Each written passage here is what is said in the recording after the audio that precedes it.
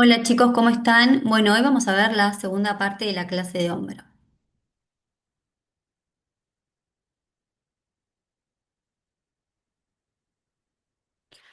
Entonces, primero, como habíamos dicho en la clase pasada y a modo de introducción, revisar de nuevo que hay una discrepancia entre el tamaño de la cavidad glenoidea y de la cabeza humeral y que eso lo hace la articulación con mayor movilidad del cuerpo humano y por lo tanto la articulación con mayor inestabilidad.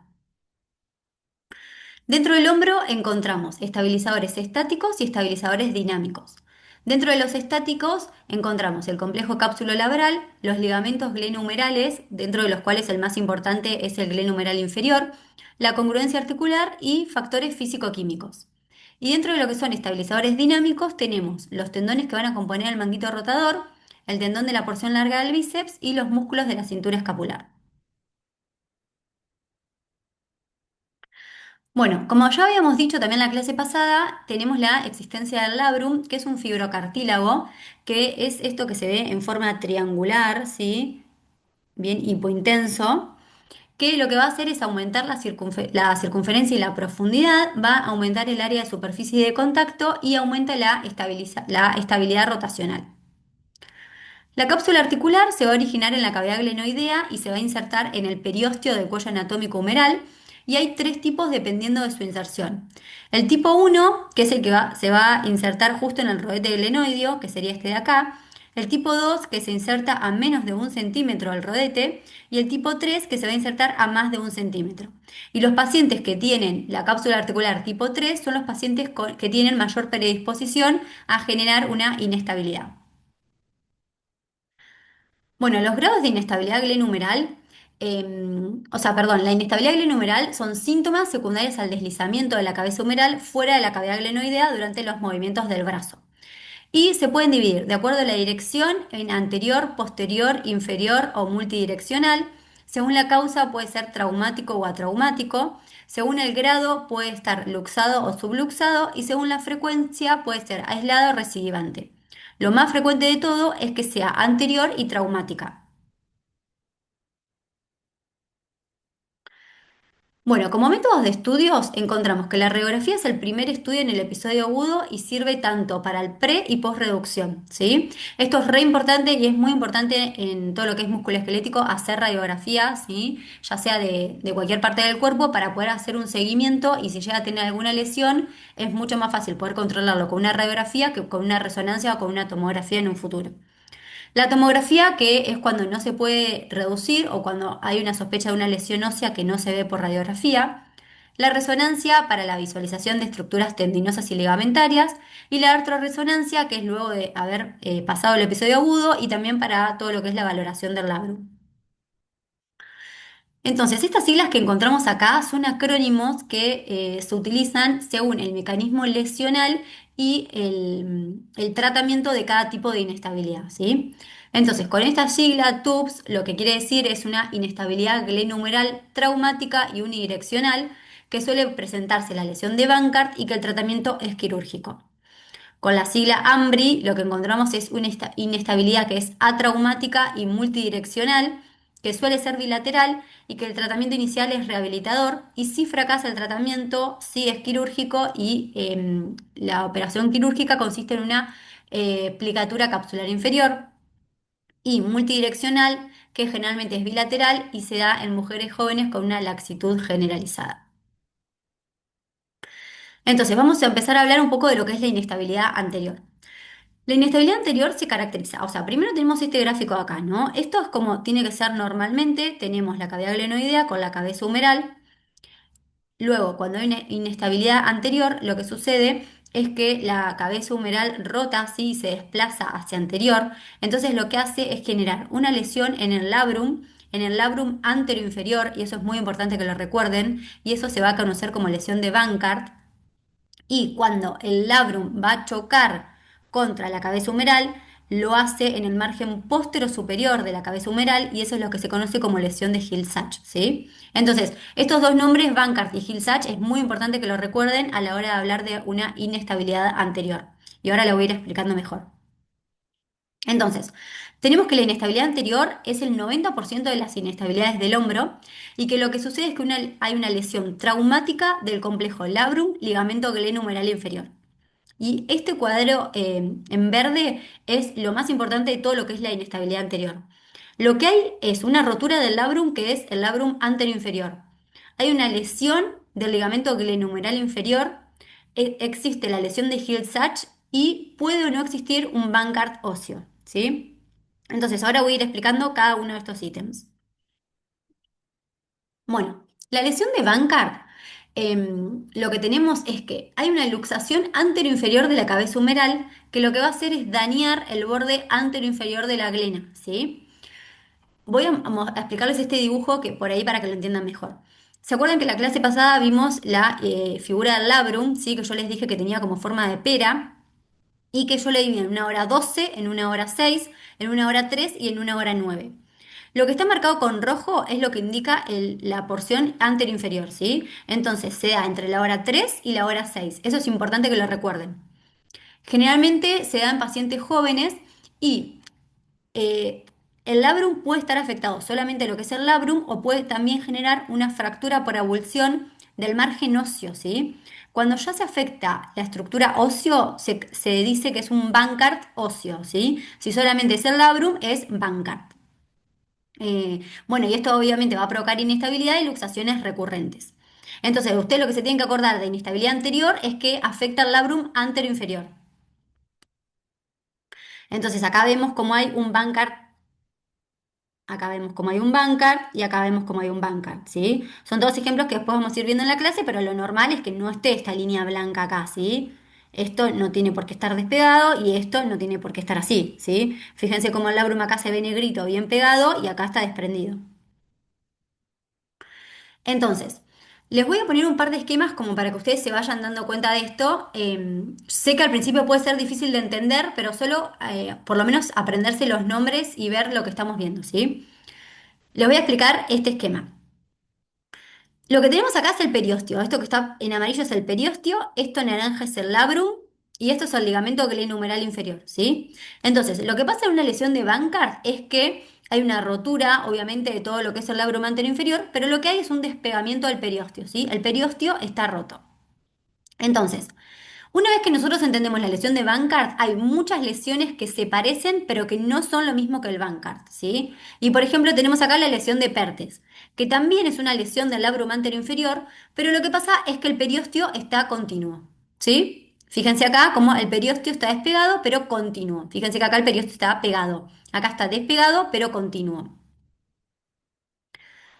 Puede ser otra lesión, lo que se conoce como ALPSA, ¿sí? Que lo que pasa en el ALPSA es, fíjense que el periósteo está acá, ligamento glenohumeral, el labrum, pero lo que pasa es que hay una rotación medial del labrum, ¿sí? Fíjense cómo el labrum se va y se rota medialmente, a diferencia de este, que el labrum no rota para ningún lado, ¿sí? O a diferencia de este, que el labrum no rota. Y después está la lesión GLAD, que lo que hay es un defecto en el cartílago, ¿sí? Y el labrum está parcialmente roto. Bueno, eso obvio, ¿sí? Y acá hay una lesión en el cartílago. Entonces, ustedes lo que tienen que entender es que dentro de la lesión más frecuente de la lesión del labrum anterior-inferior es la lesión de Bankart. Después hay muchas otras lesiones que pueden parecerse, o sea que también está roto el labrum anterior-inferior, pero no son Bankart por distintas razones. O porque hay una rotación medial del labrum y es un ALPSA, o porque hay un defecto en el cartílago y es un GLAD, o porque el periósteo está despegado y es un PERTES, ¿sí? O sea, son todos nombres propios que tienen que conocer que existen, pero que a veces es muy difícil poder diferenciarlos en lo que es la resonancia. Entonces, acá fíjense que tenemos un PERTES, fíjense cómo está lesionado todo el labrum. Acá se tienen que dar cuenta por lo menos que el labrum está roto. Fíjense que el labrum, esto es un sagital, ¿no? Yo tendría que tener acá todo negrito como si fuera el labrum. Fíjense el labrum posterior bien negrito y acá el labrum anterior está roto, ¿sí? Un alpsa, fíjense cómo decíamos que el labrum migraba, ¿sí? Que rotaba medialmente. Fíjense cómo está acá. Normalmente tendría que estar acá. ¿Y cómo rota? Un GLAD, cómo había un defecto en el cartílago. Fíjense que esto sería el cartílago y acá hay una lesión blanca que no está bien, ¿sí? Que sería una lesión condral porque justamente el GLAD afecta el cartílago. Entonces, acá lo que traté de esquematizarles es el labrum, ¿sí? Hora 12, hora 6, hora 3, hora 9. El labrum anteroinferior está entre la hora 3 a la hora 6.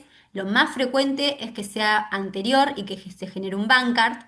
Puede haber un Bankart óseo si se afecta, obviamente, la estructura ósea, fíjense acá. Y que después hay variantes, puede haber un PERTES, puede haber un ALPSA, puede haber un GLAD, ¿sí? Entonces, estos son todos nombres propios que los tienen que conocer, saber que existen. Muchas veces en resonancia se describe directamente rotura del labrum anteroinferior y no se dice exactamente qué tipo de rotura tiene, pero sí saber que si hay una inestabilidad glenumeral anterior, generalmente es un Bankart, ¿sí? Después puede haber muchas otras opciones como acá les muestro. Habíamos dicho que la inestabilidad glenumeral anterior puede asociar o no una lesión del ligamento glenumeral inferior, ¿sí? Y esto es bastante frecuente de ver, después en el práctico les voy a mostrar unos casos. Fíjense que está esquematizado con azul el ligamento glenumeral y como acá con estas siglas, así lo pueden buscar en internet, hay una lesión del ligamento, ¿sí? Generalmente lo que se rompe es la inserción humeral del ligamento y fíjense cómo acá, además de estar roto el ligamento, hay una fracturita por abulsión de la cortical humeral, ¿sí? Bueno, entonces habíamos dicho que a nivel del labrum lo más frecuente es tener una lesión de Bankart, que es una lesión del labrum anterior inferior, y cuando se genera la lesión de Bankart, generalmente lo que pasa es que viene asociado una lesión de Hill-Sachs, ¿sí? Que es una depresión posterolateral de la cabeza humeral que se encuentra por encima o a nivel de la coracoides, generalmente en los primeros 18 milímetros de la cabeza humeral, y que se observa en el 75 a 100% de los pacientes que van a tener esta inestabilidad. Fíjense cómo genera esta depresión, que muchas veces en el agudo genera mucho edema y entonces llama mucho la atención. También les voy a mostrar en el práctico. Entonces lo que ustedes se tienen que llevar de la clase es que en una inestabilidad glenumeral anterior, si está roto el labrum, es una lesión de Bankart, si afecta a la cabeza humeral, es una lesión de Hill-Sachs y que generalmente se dan las dos cosas a la vez. Bueno, como también les había dicho, el Bankart óseo, que era la lesión de Bankart, más la fractura del margen anteroinferior de la glenoides, fíjense acá, como, nada, hay una fractura por avulsión de la cortical de la glenoides, ¿sí? Y fíjense cómo acá. Por eso muchas veces en resonancia se sospecha, porque fíjense esta irregularidad, este edema, que no es que solamente está roto el labrum, sino que también hay compromiso óseo. Entonces, generalmente cuando nosotros vemos esto por resonancia, les sugerimos que se haga una tomografía para ver el compromiso óseo. Bueno, entonces como ya hablamos de inestabilidad anterior, ahora hablamos de inestabilidad posterior, es muchísimo menos frecuente, de 2 a 4%. Generalmente se da por una fuerza axial excesiva con el brazo en aducción y en una rotación interna o por una contracción muscular muy violenta. Los pacientes generalmente afectados son personas que tienen epilepsia. em, entonces, obviamente, como la inestabilidad es posterior, la rotura del labrum es posterior, el Bankart es inverso y genera un Hill-Sachs inverso, ¿sí? Entonces, fíjense cómo, si yo hubiera tenido una inestabilidad anterior, lo que está roto es el labrum anterior, o sea que estaría acá. Fíjense acá cómo está roto lo que es posterior, ¿sí? Lo que es posterior, ¿sí? Entonces, esto ya me habla de que la inestabilidad no es anterior, sino que es posterior porque justamente va a estar roto el labrum posterior. Otras lesiones que nosotros podemos encontrar a nivel del labrum es lo que se conoce como lesión de SLAP, ¿sí? Entonces, de nuevo, el labrum, esta imagen se las tiene que quedar grabada, ¿sí? Por eso se las pongo tantas veces. Em, Tenemos hora 12, hora 6, hora 3, hora 9. Si me afecta de la hora 3 a la hora 6, es el labrum anteroinferior, entonces pienso automáticamente en una lesión de Bankart. Ahora, si me afecta entre la hora 10 y la hora 2, pienso en un SLAP, ¿sí? El SLAP es una lesión del labrum que afecta todo lo que es superior. Puede ser o postero superior o antero superior, ¿sí? Y generalmente se da por una tracción del labrum anterosuperior por la porción larga del bíceps. Bueno, ahora vamos a hablar un poquito de la articulación acromioclavicular. Es una articulación diartrodial que se da entre la superficie de la clavícula y del acromion, que tenemos los ligamentos acromioclaviculares que muchas veces en resonancia no se van a poder distinguir de la cápsula como tal, que las luxaciones de la articulación acromioclavicular son el 10% de todas las lesiones de hombro y que son muy frecuentes generalmente en hombres, jugadores de hockey, rugby o fútbol americano. Entonces, acá les pongo la articulación acromioclavicular y como acá está marcado los ligamentos acromioclaviculares, ¿sí? Esas estructuras bien hipointensas en todas las secuencias que tienen que ver. Bueno, y después también tenemos el complejo córacoclavicular, que de esto también había hablado yo un poco en la clase pasada, con los ligamentos conoide y trapezoide. Fíjense cómo el conoide siempre es medial y el trapezoide es lateral, y en el medio hay grasita que los separa, ¿sí? En algunos pacientes esta grasa no existe, entonces los ligamentos quedan unidos. Bueno, y para todo lo que es la clasificación de las luxaciones acromioclaviculares, tenemos la clasificación de Rockwood, ¿sí? Lo que hace es dividir a las luxaciones en 6 tipos. Entonces, vamos a ir viéndolas con ejemplos. Obviamente que estas clasificaciones hay que ir repasándolas a medida que van tocando los pacientes, porque muchas veces el detalle es muy minucioso y no te acordás, pero la mayoría de las veces son tipo uno, 2 y 3, ¿sí? Entonces, la tipo uno es cuando hay una radiografía normal, donde la clavícula no está elevada con respecto al acromion, y el ligamento acromioclavicular tiene un esguince leve, ¿sí? Yo traté de por ahí subrayarles qué es lo que se tiene que quedar de cada lado. La tipo 2 se diferencia de la uno porque la articulación acromioclavicular puede estar ensanchada, o sea, más de 7 milímetros, o con menos de un 25% de elevación de la clavícula, pero el ligamento acromioclavicular ya no tiene un esguince, ¿sí? O sea, ¿cómo se vería el esguince por resonancia? Como si fuera como un edema. No es que está roto. Entonces, acá el acromioclavicular ya está roto. El coracoclavicular ya está un poquito esguinzado. Y la cápsula va a estar rota, ¿sí? Entonces, fíjense acá cómo estos ligamentos están esguinzados porque yo veo edema, ¿sí? El acromioclavicular superior, como veo un poquito de edema, o sea que esto sería un tipo uno, pero miren ya acá un tipo 2 donde veo el ligamento, pero acá ya no veo más ligamento, o sea que esto está roto. Entonces esto ya sería un tipo 2, ¿sí? Tipo uno, tipo 2. Bueno, por otro lado tenemos el tipo 3, que es cuando la clavícula va a estar elevada por encima del acromion, pero la distancia coracoclavicular es, perdón, la distancia coracoclavicular es mayor a 5 milímetros en comparación con el lado contralateral. Eh, Perdonen. Bueno, obviamente acá ya va a estar todo roto, ¿sí? O sea, el ligamento acromioclavicular está roto, el coracoclavicular también, la cápsula está rota y el músculo deltoides y trapecio van a estar desprendidos, que ahora los vamos a ver. El tipo 4, la clavícula está desplazada posteriormente hacia el trapecio y es muy poco frecuente de ver eso. Fíjense acá como todos los ligamentos están rotos. El acromioclavicular está roto, los coracoclaviculares están rotos, ¿sí? Ya hablaría de un tipo 3. Ahora, tipo 4, fíjense cómo la clavícula está desplazada posterior. Fíjense acá en esta radiografía cómo se ve. Esto ya sería un tipo 4. La realidad es que tipo 4, 5 y 6 son traumatismos muy fuertes que no es lo más frecuente de evaluar o que vemos en la diaria. En la diaria siempre vemos tipo 1, tipo 2 y tipo 3. Bueno, el tipo 5, donde la clavícula está elevada y la distancia coracoclavicular es más del doble de lo normal, y obviamente va a estar todo roto, todos los componentes que vamos evaluando. Y el tipo 6, cuando la clavícula ya está desplazada inferiormente detrás de los tendones coracoclavicular y del bíceps. Es muy, muy poco frecuente.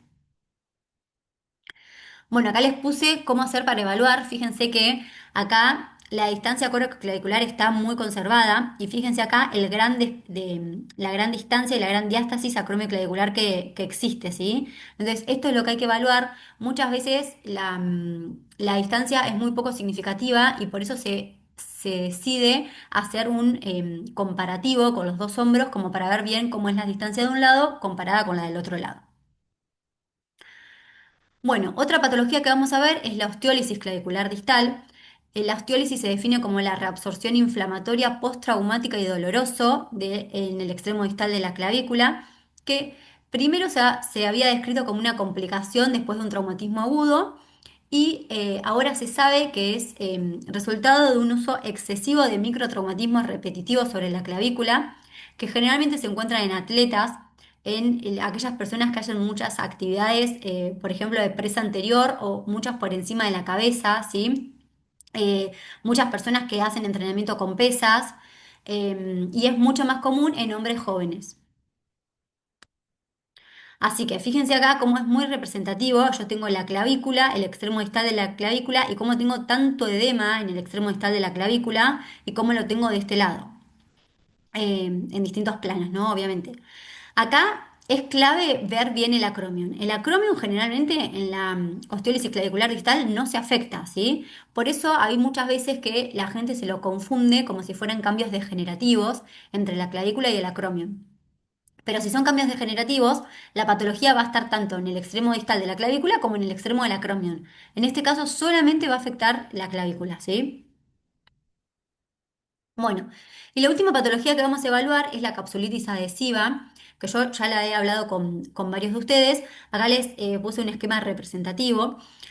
Vamos a hablar de lo que sería el intervalo de los rotadores. El intervalo de los rotadores es un espacio que es este espacio de acá, que está dada por la base, que es la coracoides, el techo, el supraespinoso, inferiormente el subescapular.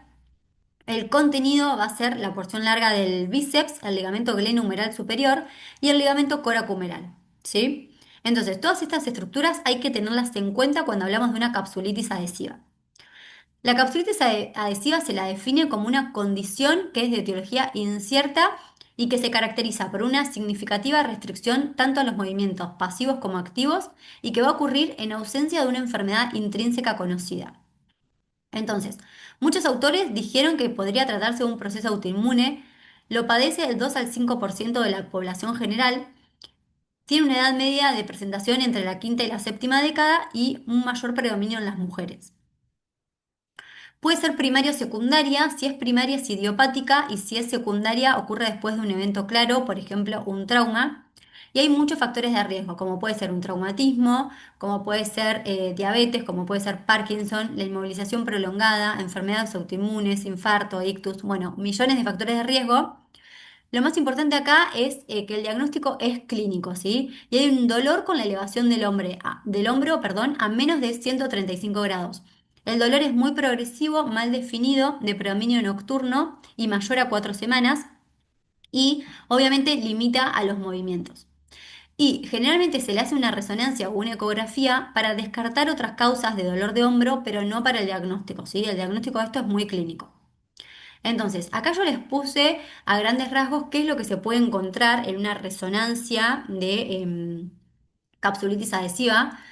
La resonancia obviamente es el gol estándar. Les voy a ir leyendo por punto y después se los voy a mostrar porque creo que les va a quedar más. Lo que vamos a ver es un aumento de la intensidad de la señal y un engrosamiento del ligamento glenohumeral inferior, un engrosamiento del ligamento coracohumeral. Vamos a ver el signo del triángulo subcoracoideo que se da por la obliteración del triángulo graso subcoracoideo. Em, un engrosamiento y puede haber realce también tras la administración de contraste de la cápsula articular, del receso axilar y del intervalo de los rotadores. Un engrosamiento normal de los tejidos blandos dentro del intervalo de los rotadores, ¿sí? Eso es como lo más representativo que se puede llegar a encontrar.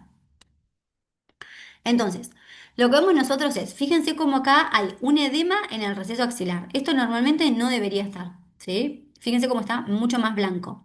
Y fíjense acá cómo se recontranota y esto te tiene que llamar mucho la atención cuando ves la resonancia, ¿sí? Esto es lo que a mí me habían explicado antes, como que yo veía esto y tenía que pensar que era una capsulitis. Pero hay muchos otros signos que pueden estar presentes sin estar presente este. Entonces tienen que conocer todos.